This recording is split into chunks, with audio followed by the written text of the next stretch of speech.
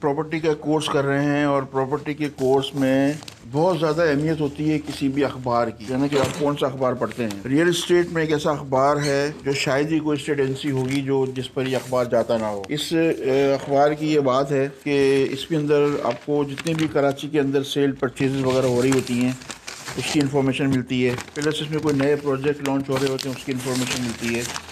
अगर आप कभी किसी भी संडे का अखबार देखेंगे तो आपको बहुत सारे इसमें नोटिस मिलेंगे जो पब्लिक नोटिस होते हैं। पब्लिक नोटिस किसका होता है?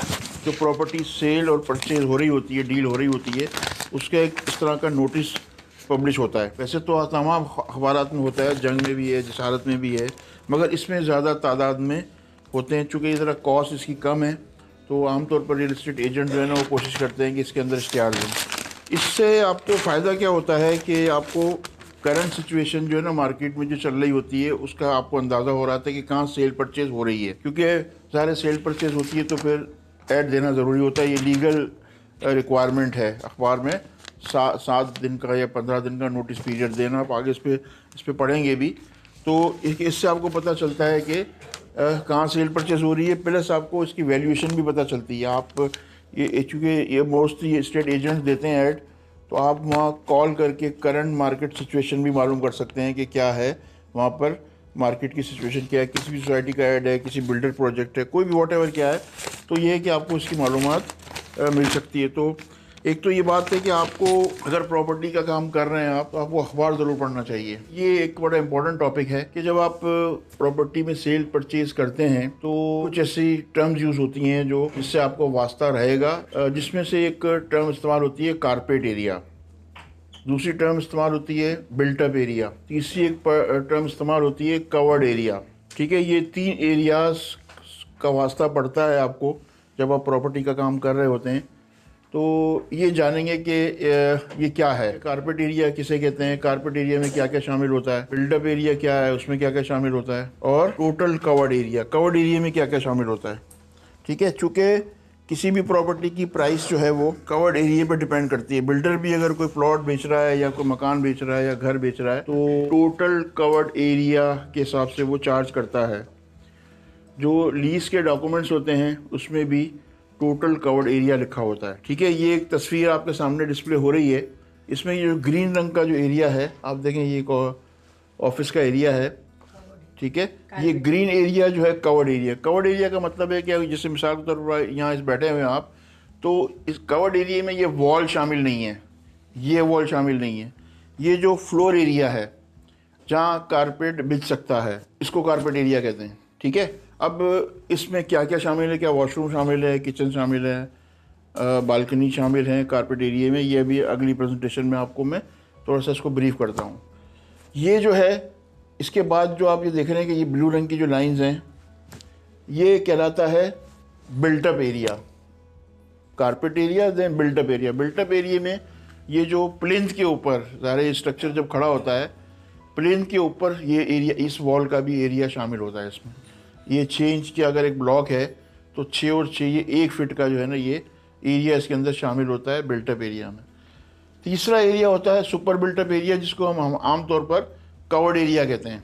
कवर्ड एरिया में न सिर्फ ये कि ऑफिस का एरिया या अपार्टमेंट का एरिया, बल्कि जो सर्विस एरिया है, अभी आप जिस पैसेज के अंदर आए वो भी शामिल होता है, लिफ्ट का एरिया, आपका स्टेयर का एरिया, ये भी शामिल होता है।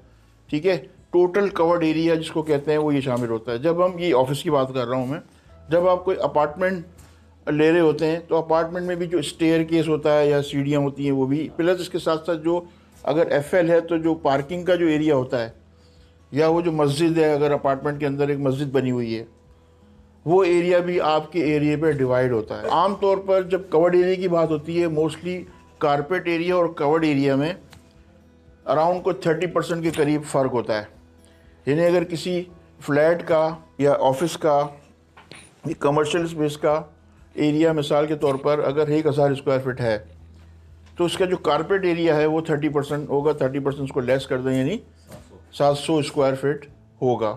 हमेशा कारपेट एरिया से बिल्टअप एरिया बड़ा होगा, बिल्टअप एरिया से जो है कवर्ड एरिया बड़ा होगा, क्योंकि मेजरमेंट या अमाउंट पर स्क्वायर फीट की बात होती है तो ओवरऑल कवर्ड एरिया के ऊपर ये डिवाइड होता है। जो भी कॉस्टिंग आप करते हैं वो कवर्ड एरिया पे करते हैं, कारपेट एरिया पे नहीं करते। मगर being a real estate professional आपको कारपेट एरिया भी पता होना चाहिए किसी भी प्रोजेक्ट का। आप अपने क्लाइंट को कन्वे करेंगे कि जी कवर्ड एरिया ये है, भले आप इसको बिल्टअप एरिया को माइनस कर दें, कारपेट एरिया, क्योंकि देखिए असल इस्तेमाल की जो जगह है वो कारपेट एरिया है। किसी भी क्लाइंट को, किसी भी अपार्टमेंट लेने वाले को इस्तेमाल तो ये करता है, मगर ज़ाहिर है वो भी जो इसके बेनिफिट्स होते हैं, पैसेज है, पार्किंग एरिया है, बाहर जाना है, वो सारा एरिया जो है ना उसको एंजॉय करता है। कारपेट एरिया में क्या क्या शामिल है, ये कारपेट एरिया में शामिल है, ठीक है। अगले सारी डिटेल्स हैं इसके अंदर के। Area including carpet area, drawing rooms ज़ाहिर ये भी शामिल हैं, washrooms and dining area, washroom भी कारपेट एरिया में शामिल होता है। जो बालकनी होती है किसी अपार्टमेंट की वो भी आपके कारपेट एरिया में शामिल होती है, ठीक है। किचन एंड बालकनीज और अदर कोई अगर कमरा है, अदर रूम्स, कोई सर्वेंट रूम है या इस तरह का कोई है, ये आपका कारपेट एरिया में शुमार होता है। इवन बालकनीज भी, ठीक है। Not including carpet area external internal wall, जैसे मैंने आपको बताया अभी कि जो कॉमन वॉल है ये भी शामिल नहीं होगी। ये कॉमन वॉल है ना दोनों ऑफिस के दरमियान, या किसी भी अपार्टमेंट के अंदर 2 फ्लैट बराबर बराबर में होता है तो वॉल कॉमन होती है। और एक्सटर्नल वॉल ये कारपेट एरिया में शामिल नहीं होती है। What is built up area, plinth area, simple सी प्लिंथ होती है ना किसी भी स्ट्रक्चर की, जिसके ऊपर पूरी इमारत खड़ी होती है ना, ठीक है, ये प्लिंथ एरिया है, राइट। जिसके अंदर जो है वो ये प्लिंथ के साथ साथ ये वॉल जो है सारा वेट जो है उसका जो है प्लिंथ के ऊपर होता है बिल्डिंग का, ठीक है।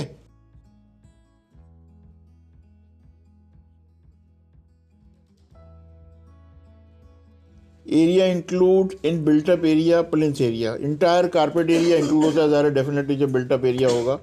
इंटरनल एक्सटर्नल वॉल, जैसे मैंने अभी आपको बताया कि प्लिंथ एरिया में या बिल्टअप एरिया में आपकी एक्सटर्नल और इंटरनल वॉल शामिल होती हैं। और आपका एक तीसरा पॉइंट है कि यूटिलिटी डक्ट्स, बहुत से अपार्टमेंट के अंदर आपने देखा होगा कचरे के लिए उसके लिए या फिर गीज़र रखने के लिए भी डक्ट शामिल होती है, वेंटिलेशन के लिए भी कुछ डक्ट्स बनी हुई होती हैं, वो भी बिल्टअप एरिया के अंदर शामिल हैं, ठीक है। अब ये आ जाता है वही सेलेबल एरिया या कारपेट एरिया, ये क्या है वो इसके अंदर ये मैप के अंदर भी डिफाइन किया हुआ है।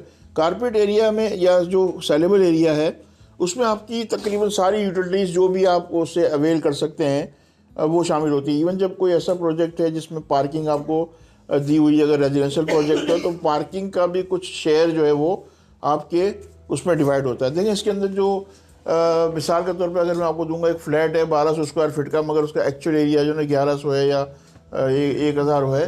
बाकी जो 200 या 250 एरियाज़ में एक तो स्टेयर भी आ गया, प्लस अगर उस प्रोजेक्ट के अंदर कोई भी ऐसी यूटिलिटीज है, मस्जिद है, पार्क बना हुआ है, पार्किंग का एरिया है, एफएल अगर साइड है तो वो एरिया भी आपकी लीज के ऊपर डिवाइड होता है, वो पैसे आप ही से लिए जाते हैं। 1200 का मतलब ये है कि आपका नेट एरिया कम होगा अराउंड वही 70%, मगर ये कि आपसे जो पैसे हैं, जो सेलेबल एरिया है वो आपको कंप्लीट कवर्ड एरिया पे लिया जाएगा। बहुत से बिल्डर जो है ये करते हैं कि ओपन स्पेस ज़्यादा छोड़ते हैं कि 1 एकड़ जो ज़मीन होती है 4840 स्क्वायर यार्ड ये ज़मीन होती है, इसका आप कानूनी तौर पर मैक्सिमम 55% जो है ये यूज़ कर सकते हैं फॉर द रेजिडेंशियल पर्पस। इस ज़मीन का 5% सिर्फ यूज़ कर सकते हैं कमर्शियल, टोटल लैंड का 5% कमर्शियल ज़मीन कितनी होगी 60%। 20% आप यूज़ कर सकते हैं रोड्स के लिए, 3% एजुकेशन के लिए, 3% हॉस्पिटल के लिए, ये आते हैं एमिनिटीज़ के लिए, एमिनिटीज़ स्कूल, मस्जिद, मदरसा, ठीक है।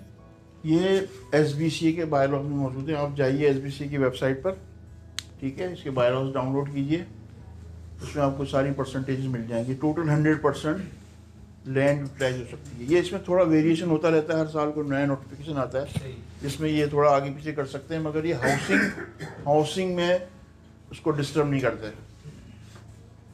एमिनिटीज़ कुछ कम ज़्यादा कर दी या रोड थोड़े कम ज़्यादा कर दिए, ठीक है, मगर ये कि अकॉर्डिंग टू SBCA बायलॉज 120 गज के दरमियान 24 फुट का रोड छोड़ना ज़रूरी है। तो क्या है कि ये परसेंटेज होती है जिससे आप अपनी हाउसिंग स्कीम बना सकते हैं। अब मिसाल के तौर पर आप इसका 55% निकालें, 266 डिवाइडेड बाय, अब अगर आपको 80 गज के प्लॉट निकालने हैं तो लगभग ये 33 निकलेंगे, अगर सपोज कीजिए 120 गज के निकालने हैं तो अराउंड कोई 22 के करीब निकलेंगे या 20 के करीब निकलेंगे। हम इसको अभी 2 को स्टैंडर्ड मान लेते हैं, ठीक है। 1 एकड़ ज़मीन में आपके पास ये प्लॉट्स निकल सकते हैं जो आप सेल करते हैं, ठीक है। 5% इसका 5% निकाल लें। 4840 का 5% क्या हुआ? 242 गज, ठीक है, डिवाइडेड बाय 80 के अगर प्लॉट फर्स्ट की निकालते हैं कमर्शियल 5 बन गए तकरीबन। 1 एकड़ है ये, ठीक है। 1 एकड़ पे 5 80 गज के कमर्शियल बन रहे हैं और बाकी ये इस तरह की कैटेगरी बन रही है, ठीक है। क्लियर? अब जितना बड़ा प्रोजेक्ट है आप उसका वॉल्यूम का अंदाज़ा लगा लें। 10 एकड़, 20 एकड़, 100 एकड़, 200 एकड़, जो भी वॉट एवर जो है, इसके मुताबिक से ये परसेंटेज होगी और उसके मुताबिक ही जो है ये आपके प्लॉट्स इसमें निकलेंगे। अब इसकी कॉस्टिंग किस तरह की जाती है, मैं आपको इसकी इस तरह मिसाल दूंगा कि 1 एकड़ हम लेते हैं कॉस्टिंग, ठीक है। किसी भी इलाके में अगर 1 एकड़ ज़मीन अगर 1 करोड़ रुपए की है, हकीकत में जब आप जाएंगे प्रैक्टिकल करने ही है तो जो भी वहाँ रेट होगा उसके मुताबिक आप निकालेंगे। अगर 1 करोड़ रुपए की ज़मीन है, मिसाल के तौर पर आपको रेट मिलता है जी, तो 1 करोड़ रुपए का मतलब है आपको इसमें एक तो 1 करोड़ रुपये, ठीक है। 1 करोड़ रुपये की अगर फ़र्ज़ कीजिए एकड़ है, इसका जो कन्वर्जन है ये ज़रा ही है, ठीक है।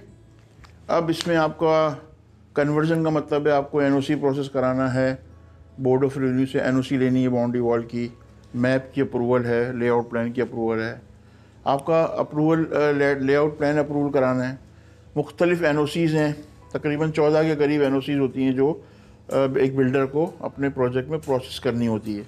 ये पूरी डिटेल्स हमारे डिप्लोमा कोर्स में है, ठीक है। अभी इसको इस तरह समझें तो कन्वर्जन, असल बात है conversion agriculture to commercial form 2, समझ गए मेरी बात, ताकि आपका प्रोजेक्ट हाउसिंग के काबिल हो जाए। इसमें एनओसी के भी सारी चीज़ शामिल है। आप क्या ऐड करेंगे? 1 करोड़ रुपए और फर्दर, यानी कॉस्ट ऑफ लैंड, जितने भी कॉस्ट ऑफ लैंड है इतना ही आपको डालना है इसके ऊपर कन्वर्जन चार्जेस। इसका आप इसमें लगाएंगे 10%। 2 करोड़ का 10% कितना बनेगा? 20 लाख रुपए। 20 लाख रुपए आपने इसके अंदर ऐड करेंगे आसमानी सुल्तानी, ठीक है। एक और इसके अंदर आप ऐड करेंगे इन्फ्लेशन रेट। इन्फ्लेशन क्या ऐड करेंगे? आपको ये प्रोजेक्ट 4 साल, 3 साल या 5 साल की इंस्टॉलमेंट में दे दें। बिल्डर मार खा जाते हैं, इन्फ्लेशन ऐड नहीं करते कि अब फर्ज कीजिए 3 साल का प्रोजेक्ट है, आपको ये डिलीवर करना है 3 साल में, या 5 साल लगा लें आप, ठीक है। लैंड का प्रोजेक्ट है ये, 5 साल लगा लें, तो आप में ये जो अभी मैंने इन्फ्लेशन अगर आप सपोज कीजिए 25% है, 5 साल में ये कितना हो गया? 125% आप इन्फ्लेशन नहीं लगाएंगे इसके ऊपर, 125 का 50% लगाएंगे, 50% लगाएंगे इन्फ्लेशन रेट। पूरा का पूरा इसलिए नहीं लगाया जाता कि आपको पेमेंट तो डे 1 से आना शुरू हो जाएगी ना, जब आप बुकिंग लेंगे, एलोकेशन लेंगे, कंफर्मेशन लेंगे, उस पर तो आपका राइट थोड़ी बनता है कि आप पूरे का पूरा इन्फ्लेशन लें। 40% पेमेंट तो 3-4 महीनों में आ जाती है, 5 महीनों में आ जाती है। तो आप सेंटर का एक ले लेंगे, आप इसमें लगा लें 50% इन्फ्लेशन रेट 1 करोड़ का। चंदा, भत्ता, पर्ची, ये भी तो माइनस थोड़ी करेंगे, ये भी तो लगाएंगे 5%। एक्सपेंस आ गए आपके ऑफिस एक्सपेंसेस। अच्छा, अब आप एक ऑफिस ले रहे हैं, ऑफिस के भी एक्सपेंसेस हैं, अकाउंटेंट रखेंगे, सब रखेंगे, ये वो सारे अखराजात होते हैं। अब यहाँ चूँकि हम 1 एकड़ पे कैलकुलेट कर रहे हैं तो यहाँ बहुत ज़्यादा हो जाएंगे एक्सपेंसेस। मतलब अगर 1 महीने के अगर 3 लाख रुपए हैं ऑफिस के, तो आपके ये 60 महीने हो गए, तो ये तो बहुत ज़्यादा हो जाएगा, ठीक है। आप इसका कोई परसेंटेज ले लें, हम इसको सपोज करते हैं 1 एकड़ के ऊपर हम 10,000 रुपये लगा लें। आप 10,000 रुपये पर मंथ एक्सपेंस, 5 साल के लगा लें, 60 से मल्टीप्लाई कर दें कि 6 लाख रुपए ऐड कर दें इसके अंदर। 281, 2 करोड़, ये आपका प्रोजेक्ट 2 करोड़ 80 लाख रुपए बने ना, 3 करोड़ ले लें। अब यहाँ सवाल ये पैदा होता है कि यहाँ 120 गज के प्लॉट की प्राइस क्या होनी चाहिए। 3 करोड़ को डिवाइड कर दें आप 22 से। उसूलन फार्मूला क्या है? आज से 5 साल पहले तक एक फार्मूला इसका था कि जितनी भी कॉस्ट ऑफ लैंड है पर एकड़, वही प्राइस रखी जाती थी 120 गज की, यानी 1 करोड़ रुपए कॉस्ट ऑफ लैंड है, 120 गज का प्लॉट 1 करोड़ रुपए का 10 साल पहले। जैसे जैसे ज़मीन की कॉस्ट बढ़ती चली गई, ये रेट पर 120 गज के प्लॉट की प्राइस जो है वो नीचे आती चली गई। फार्मूला क्या होता है? जो भी कॉस्ट ऑफ लैंड है उसका आप 25% निकालेंगे। इस फार्मूले के तहत कितनी बनती है रकम? 25 लाख रुपए का प्लॉट, 1 एकड़, ठीक है। 1 एकड़ में 1 करोड़ रुपए में कहीं ज़मीन मिलेगी नहीं। आप, मैं कराची की हुदूद की बात कर रहा हूँ, सर्वे ज़मीन की बात कर रहा हूँ, चौकड़ी सर्वे की बात नहीं कर रहा। तो आपका खुद ब खुद इसकी कॉस्ट जो है वो, अगर फ़र्ज़ कीजिए 2 करोड़ रुपए है, 5 साल की इंस्टॉलमेंट पे प्राइस क्या होगी? 50 लाख रुपए। ये इसका फार्मूला है जो बिल्डर कैलकुलेट करते हैं। अब मिसाल के तौर पर आपका ये भी 3 करोड़ रुपए, फ़र्ज़ कीजिए 3 करोड़ रुपए कॉस्ट आई ना, 2 एकड़ का है तो कितने 6 करोड़ हुई, 10 पे कर लेना इसको मल्टीप्लाई, 3 करोड़ है ना यार, 10 को 30 करोड़ हुए ना, 30 करोड़ रुपए आ गए ना। पर अब यहाँ 25 लाख रुपए का प्लॉट रखते हैं, 3 करोड़ रुपए लगाए ना, 30 करोड़ रुपए हुई प्रोजेक्ट की कॉस्ट। 3 करोड़ का 25% कितना हुआ? 75 लाख रुपीज आपको 120 गज के प्लॉट की प्राइस रखनी है, तब जाकर आप सर्वाइव कर सकेंगे, कोई बिल्डर सर्वाइव कर सकेगा, अदरवाइज वो फंस जाएगा आगे जाकर। देखें, जैसे आप कॉस्ट बढ़ती जाएगी आपकी, अब जब कॉस्ट बढ़ेगी तो उसका क्या मतलब है? लोकेशन बेहतर होगी ना, पैसा बढ़ रहा है तो लोकेशन बेहतर हो रही है, लोकेशन बेहतर हो रही है तो प्राइस जो है वो अपग्रेड हो रही है। देखें, ये जो मैंने आपको कैलकुलेशन कराई है थोड़ी हाई साइड पे कराई है, आसमानी सुल्तानी और चार्जेस, इन्फ्लेशन, ये हर साइड पे रखी गई है, कभी कुछ भी हो सकता है।